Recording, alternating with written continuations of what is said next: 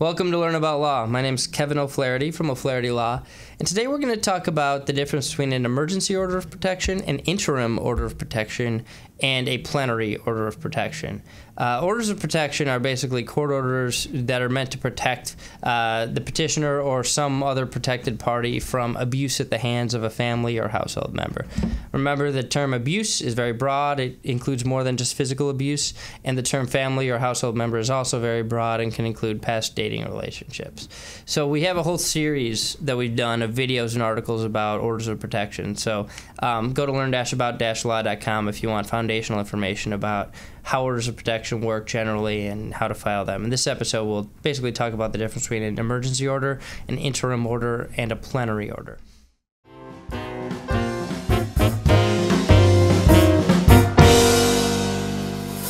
A plenary order is the final order that's entered after hearing of the merits of the case and notice being served upon the respondent. So that's the last order that's entered at the end of the case.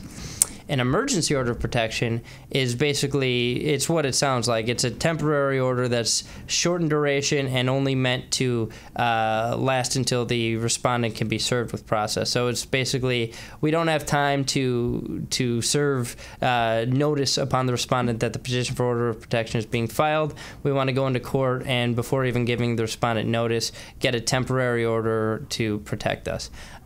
Interim orders are meant to bridge the gap between service of process, so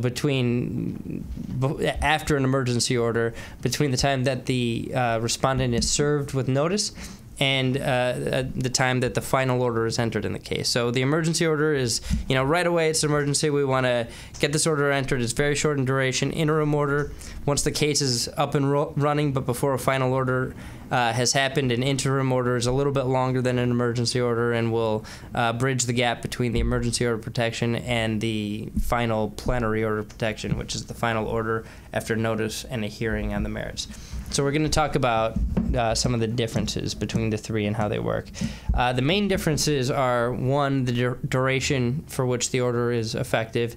Two is the type of remedies that are available for each order. Each order has a different set of remedies that are available. And three is the notice and service of process requirements that are required in order to get each different type of order.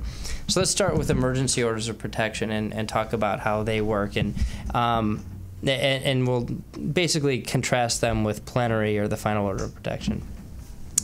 So emergency orders of protection, unlike most other sorts of cases, can be heard even when courts are typically closed. So most counties have a judge that's on call. So at any time, you can, depending on your county, you may be able to have your petition for an emergency order of protection heard because it's an emergency. Unlike plenary orders of protection, emergency orders of protection don't require that notice be served on the respondent prior to the entry of the order.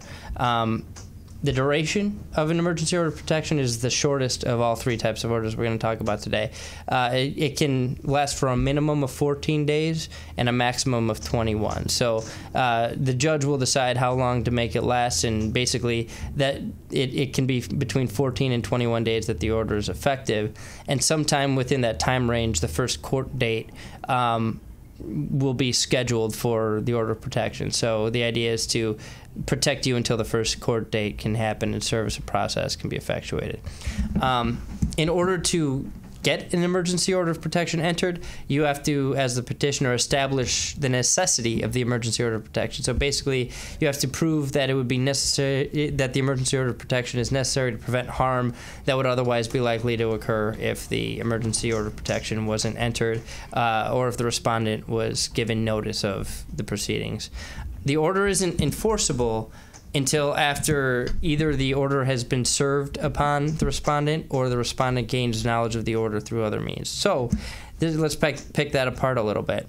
You don't have to give notice that you filed the petition for the emergency order, but before you can claim someone has violated the emergency order of protection after it's been entered, you have to serve the respondent with notice, or they have to be aware that it exists. You can't just go to court, get an emergency order of protection without telling the respondent, and then basically claim that they violated the order of protection before they even know it exists. There are certain types of remedies that can't be ordered, in an emergency order of protection. And we have a video and article about all the different wide range of remedies that are available for orders of protection. And you can check that out on our website if you want to learn more about all the different remedies that courts can order in orders of protection. But there's certain types that are available for plenary orders of protection but are not going to be available in an emergency order of protection. And that's because the emergency order of protection is an ex parte proceeding, meaning that there's no notice to the other side, and that it's basically just the petitioner and the judge, and there's no real hearing, no ability for the respondent to respond to the allegations. So there's certain types of remedies that would be a violation of due process rights to order in an emergency order. The court can't order counseling for the respondent in an emergency order of protection. It can't order changes to custody arrangements for minor children, can't order the payment of maintenance or child support, and it can't order monetary damages. All of those remedies would be available in the final plenary order of protection that's issued at the end of the case after notice and hearing. So let's talk now about interim orders of protection. Interim orders of protection, again, are basically intended to bridge the gap between service of notice and the final hearing. So unlike emergency orders, you do have to serve notice of the interim order of protection upon the respondent, or at least show a diligent attempt to serve, or the respondent has to have appeared in court or filed an appearance. So if any of those three things are true, you can get an interim order of protection. You don't need those things to be true in order to get an emergency order of protection. Emergency orders of protection, like we said, are effective for 14 to 21 days. Interim orders of protection are effective for 30 days. So they're a little bit longer. The idea is within those 30 days, you resolve the order of protection case and get a final order of protection entered. Like an emergency order of protection, the remedies that are available for interim orders of protection are limited. You don't have the full scope of remedies that you could get from a plenary order of protection, because although the respondent has been served with notice, you haven't had a final hearing on the merits of the case yet. So just like an emergency order of protection, the court can't order counseling, payment of maintenance or child support, or monetary damages.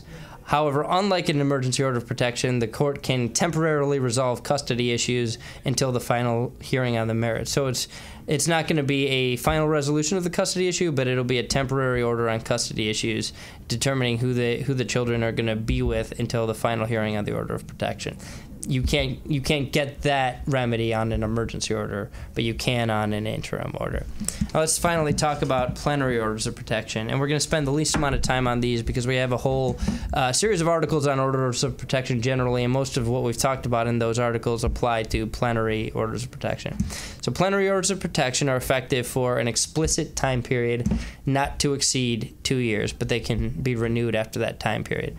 They might have a longer duration if associated with a domestic or civil proceeding. So in the case of a civil proceeding, they can last for the duration of the proceeding, even if the proceeding is longer than 2 years. If they are part of a dissolution of marriage, they can last for the total effectiveness of the dissolution of marriage or to the final order on dissolution.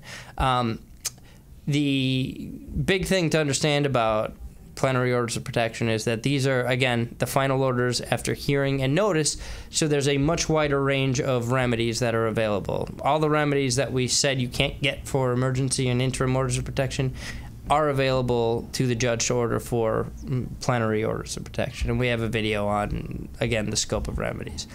So thanks so much for listening. Like I said, we've done a whole series on orders of protection, so if you have more questions, check out those videos or